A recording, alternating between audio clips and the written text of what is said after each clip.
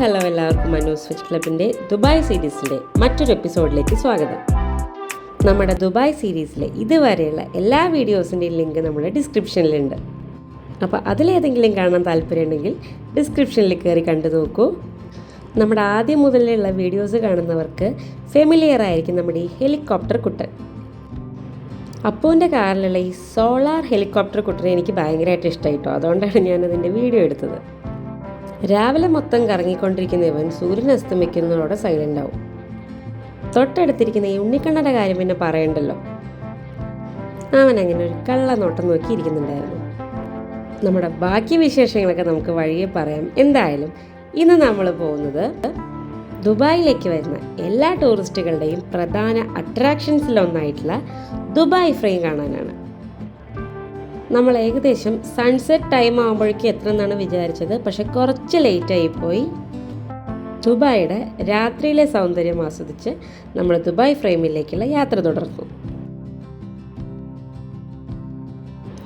ഇവിടെ ഇങ്ങനെ റോഡിലൊക്കെ എഴുതി കാണിക്കുന്നുണ്ട് കേട്ടോ. അതായത് റോഡ് എവിടെയെങ്കിലും ക്ലോസ്ഡ് ആയിട്ടില്ലെങ്കിൽ നമുക്ക് മറ്റൊരു വഴി യൂസ് ചെയ്ത് പോകാമെന്ന് പറഞ്ഞിട്ട്. ഇത് ഭയങ്കര യൂസ്ഫുൾ ആയിരിക്കും ട്രാവൽ ചെയ്യുന്നവർക്ക്.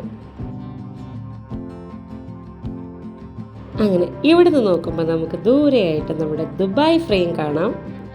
രാത്രി ആയതുകൊണ്ട് തന്നെ ലൈറ്റ്സൊക്കെ ഇട്ട് നല്ല സുന്ദര കുട്ടപ്പനാക്കി വെച്ചിട്ടുണ്ട്. ദുബായിയുടെ 2 കാലഘട്ടങ്ങളെ വേർതിരിക്കുന്ന കാഴ്ചകൾ സമ്മാനിക്കുന്ന ഈ ദുബായ് ഫ്രെയിമിന് 490 അടി ഉയരവും 311 അടി വീതിയാണ് ഉള്ളത്. ദുബായിയുടെ ഒരു കൾച്ചറൽ ലാൻഡ്മാർക്കായിട്ടാണ് ദുബായ് ഫ്രെയിമിനെ കാണുന്നത്. അതുകൊണ്ട് തന്നെ ദുബായിലേക്ക് വരുന്ന ഒരുവിധം എല്ലാ ടൂറിസ്റ്റുകളും ഉറപ്പായിട്ടും വരുന്ന ഒരു സ്ഥലം തന്നെയാണ് ഇവിടെ. സബേൽ പാർക്കിനകത്താണ് ദുബായ് ഫ്രെയിം സ്ഥിതി ചെയ്യുന്നത്. നമ്മളിപ്പോൾ അവിടേക്കാണ് പോകുന്നത്. അടുത്തേക്ക് എത്തും തോറും ഈ കെട്ടിടത്തിൻ്റെ വലിപ്പം കൂടി വരുന്ന പോലെ തോന്നുന്നുണ്ട്. ഇടയ്ക്കിടെ ദുബായ് ഇതുപോലെയുള്ള ഓരോ മോഡേൺ നിർമ്മിതികൾ കൊണ്ടുവരുന്നുണ്ട്. അത് സഞ്ചാരികളെ കൂടുതൽ ദുബായിലേക്ക് മാടി വിളിക്കാൻ ഒരു കാരണമാവുന്നുണ്ടെന്നുള്ളതിൽ യാതൊരു സംശയവുമില്ല.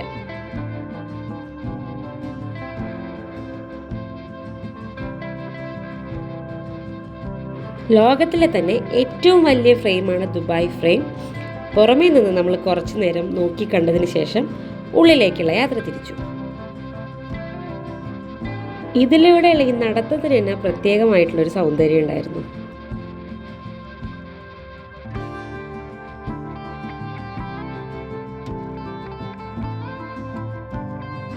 ഇവിടെയാണ് ദുബായ് ഫ്രെയിമിൻ്റെ എൻട്രൻസ്. അവിടെയാണ് ടിക്കറ്റ് കൗണ്ടർ ഉള്ളത്. നമ്മൾ ഓൾറെഡി ഓൺലൈനിൽ ടിക്കറ്റ് എടുത്തിട്ടുണ്ടായിരുന്നു. അല്ലെങ്കിൽ അവിടെ വന്നിട്ടും എടുക്കാം. 3 മുതൽ 12 വയസ്സ് വരെയുള്ള കുട്ടികൾക്ക് 21 AED, അഡൽട്ടിന് 52 AED ആണ് ഇവിടുത്തെ പ്രൈസ്. രാവിലെ 9 മണി മുതൽ രാത്രി 9 മണി വരെയാണ് ഇവിടുത്തെ വിസിറ്റിംഗ് ടൈം. അടുത്തേക്ക് എത്തുന്നതോറും കൂടുതൽ നമുക്ക് ബിൽഡിംഗ് എന്താണെന്ന് വിസിബിൾ ആയിക്കൊണ്ടിരിക്കുകയാണ്. പ്രധാനമായിട്ട് 2 വലിയ തൂണുകൾ പോലെയുള്ള കെട്ടിടമാണിത്. ഇതിൻ്റെ മെയിൻ കളറായിട്ട് നമുക്കിപ്പോൾ കാണുന്നത് ഗോൾഡാണ്. രാവിലെയൊക്കെ വരുന്നെങ്കിൽ നമുക്ക് കുറച്ചുകൂടി ഗോൾഡൻ കളറിലാവും കാണുക. അപ്പോൾ രാത്രി ആയതുകൊണ്ട് പല നിറങ്ങൾ ഇടയിലൂടെ കാണാനുണ്ട്. ശ്രദ്ധിച്ച് നോക്കിയാൽ ലിഫ്റ്റ് ഇറങ്ങി വരുന്നത് നമുക്ക് കാണാം.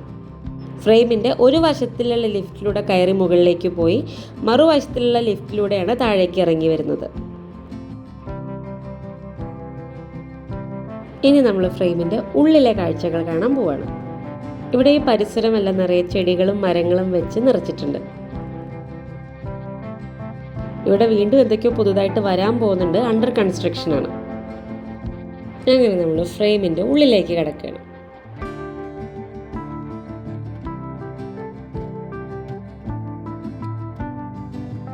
ഉള്ളിലേക്ക് കയറിയ ഉടനെ തന്നെ ഇവിടെ വെച്ച് ആദ്യം അവർ നമ്മുടെ ഒരു ഫോട്ടോ എടുക്കും. എക്സിറ്റിൻ്റെ അവിടെ ഇത് കൊടുക്കുകയാണെങ്കിൽ നമുക്ക് അവർ ആ ഫോട്ടോ ഫ്രെയിം ചെയ്ത് തരും. ഫോട്ടോ എടുക്കുന്നതൊക്കെ ഫ്രീ ആണ്. പക്ഷേ നമുക്ക് ഫ്രെയിം ചെയ്ത് കിട്ടണമെങ്കിൽ നമ്മൾ കാശ് കൊടുക്കണം. ഇനി നമുക്ക് ദുബായ് ഫ്രെയിമിൻ്റെ ഉള്ളിലെ കാഴ്ചകൾ കാണാം.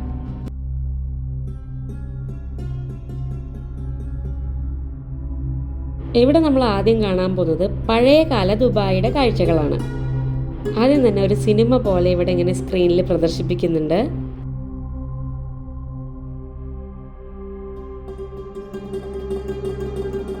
അതിനുശേഷം നമ്മൾ അവിടുന്ന് നടന്നു നീങ്ങുമ്പോൾ നമുക്കിവിടെ കാണുന്നത് പഴയകാല ഗ്രാമങ്ങളെ അനുസ്മരിപ്പിക്കുന്ന മ്യൂസിയം പോലെയുള്ളൊരു സെറ്റപ്പാണ്.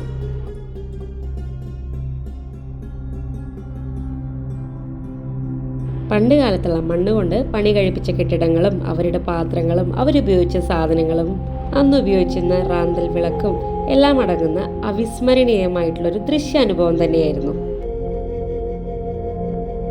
പഴയ കാലത്തേക്കൊരു എത്തിനോട്ടം എന്നൊക്കെ പറയില്ലേ, അതായിരുന്നു അവസ്ഥ. പണ്ടത്തെ ആ ജനലുകളുടെ രീതിയും വാതിലുകളും നല്ല രസമായിരുന്നു കേട്ടോ. പണ്ട് കാലത്തെ തയ്യൽ മെഷീനും തയ്ച്ചിരുന്ന രീതിയും എല്ലാമാണ് ഈ കാണുന്നത്.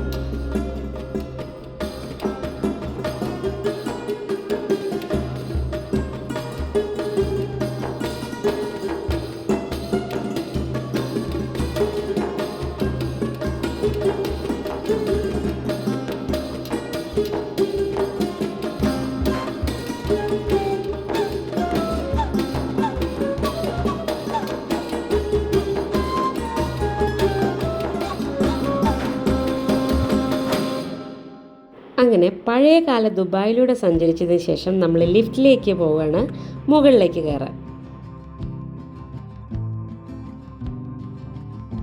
ലിഫ്റ്റിൽ നിന്ന് പുറത്തേക്ക് നോക്കുമ്പോഴുള്ള കാഴ്ചയും അതിമനോഹരമായിരുന്നു. മറ്റൊരു പ്രത്യേകത ഈ ലിഫ്റ്റിൻ്റെ സ്പീഡാണ്. ഇത്രയും വലിയ കെട്ടിടത്തിൻ്റെ മുകളിലെത്താൻ ഏകദേശം 1 മിനിറ്റിൽ താഴെ മാത്രമേ എടുത്തുള്ളൂ. അങ്ങനെ നമ്മൾ ഏറ്റവും മുകളിൽ എത്തിയിരിക്കുകയാണ്. ഇവിടെ ഒരു സൈഡിൽ നമുക്ക് കാണുന്നത് പഴയ ദുബായിയുടെ കാഴ്ചകളാണെങ്കിൽ മറു സൈഡിൽ നമ്മൾ കാണുന്നത് പുതിയ ദുബായിയുടെ കാഴ്ചകളാണ്. അതായത് വലിയ വലിയ കെട്ടിടങ്ങളും ലൈറ്റ്സും തുടങ്ങിയിട്ടുള്ള കാഴ്ചകളാണ് ഈ ഒരു സൈഡിൽ നമ്മൾ കാണുന്നത്.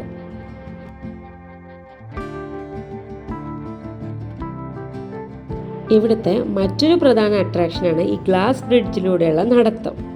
നടക്കുന്ന സമയത്ത് ഒരു നിമിഷം നമുക്ക് ചെറിയൊരു ഭയം തോന്നും, വീഴാൻ പോകുന്ന പോലെയൊക്കെ തോന്നുമെങ്കിലും പിന്നീട് വലിയ ബുദ്ധിമുട്ടൊന്നുമില്ല. ഇവിടെ അധിക നേരം നിൽക്കാനോ ഇരിക്കാനോ പാടില്ല എന്ന് പറയും. നമ്മളിങ്ങനെ നടന്നു പോവാം. ഗ്ലാസ് ബ്രിഡ്ജ് ഇടയ്ക്ക് ട്രാൻസ്പെറൻ്റ് ആവും, ചില സമയത്ത് ലൈറ്റ്സ് വരും, അതോടുകൂടി നമുക്ക് ആ ട്രാൻസ്പെറൻസി പോവും.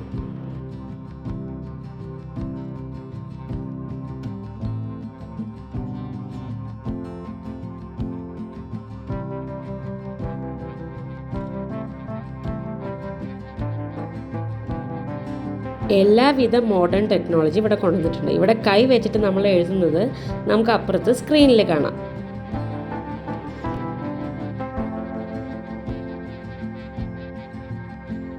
അതുപോലെ തന്നെ ഇവിടെ ചെറിയ രീതിയിലുള്ള ടീ, കോഫി, സ്നാക്സ് ഒക്കെയുള്ള ചെറിയ ഷോപ്സ് ഉണ്ട്. നമുക്ക് വേണമെങ്കിൽ എന്തെങ്കിലുമൊക്കെ വാങ്ങി കഴിക്കുകയും ചെയ്യാം.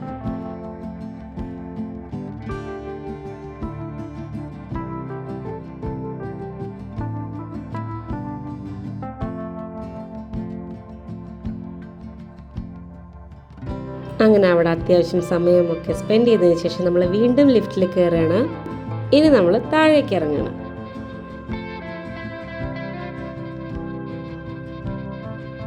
അപ്പം നമ്മൾ ദുബായ് ഫ്രെയിമിൻ്റെ ഒരു വശത്തുള്ള തൂണിലൂടെ മുകളിലേക്ക് കയറി മറുവശത്തുള്ള തൂണിലൂടെയാണ് ഇപ്പോൾ താഴേക്ക് ഇറങ്ങിയത്. ഇവിടെ നമ്മൾ കാണാൻ പോകുന്നത് ഫ്യൂച്ചർ ദുബായ് ആണ്.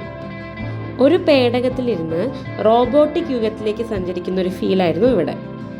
ഭാവിയിലെ ദുബായിയുടെ വളർച്ചകൾ, മെഡിക്കൽ ഫീൽഡ്, അങ്ങനെ തുടങ്ങിയ എല്ലാ കാര്യങ്ങളുമാണ് നമുക്ക് ഇവിടെ കാണാൻ സാധിക്കുന്നത്. കുട്ടികളായാലും മുതിർന്നവരായാലും ഒരല്പം ക്യൂരിയോസിറ്റിയോടെ നോക്കി നിൽക്കും.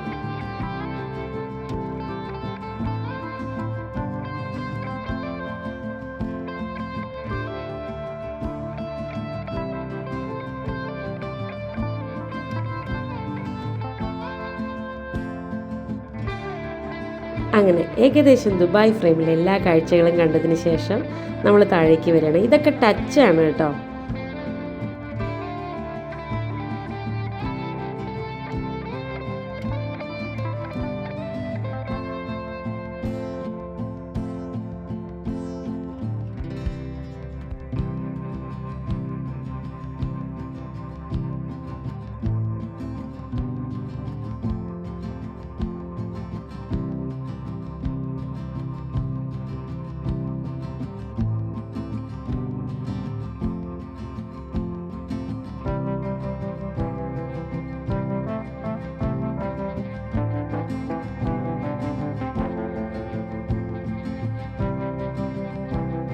അങ്ങനെ നമ്മൾ പതിയെ എക്സിറ്റിൻ്റെ അവിടേക്ക് വരികയാണ്.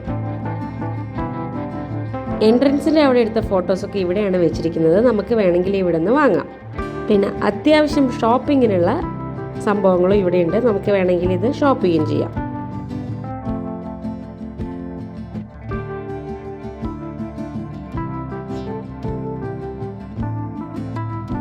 എന്തായാലും ദുബായിയുടെ സ്മാരകവും അതുപോലെ തന്നെ മ്യൂസിയവും ഒരു ഒബ്സർവേറ്ററിയും ഒക്കെയായി പ്രവർത്തിക്കുന്ന ഈ ഒരു ദുബായ് ഫ്രെയിം ദുബായിൽ വരുന്നവർ മസ്റ്റായിട്ടും കണ്ടിരിക്കേണ്ട സ്ഥലമാണ് എന്നതിൽ യാതൊരു സംശയവുമില്ല.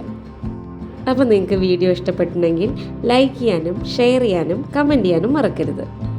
അടുത്ത വീഡിയോയിലൂടെ നമുക്ക് വീണ്ടും കാണാം. അതുവരേക്കും താങ്ക്സ് ഫോർ വാച്ചിങ്.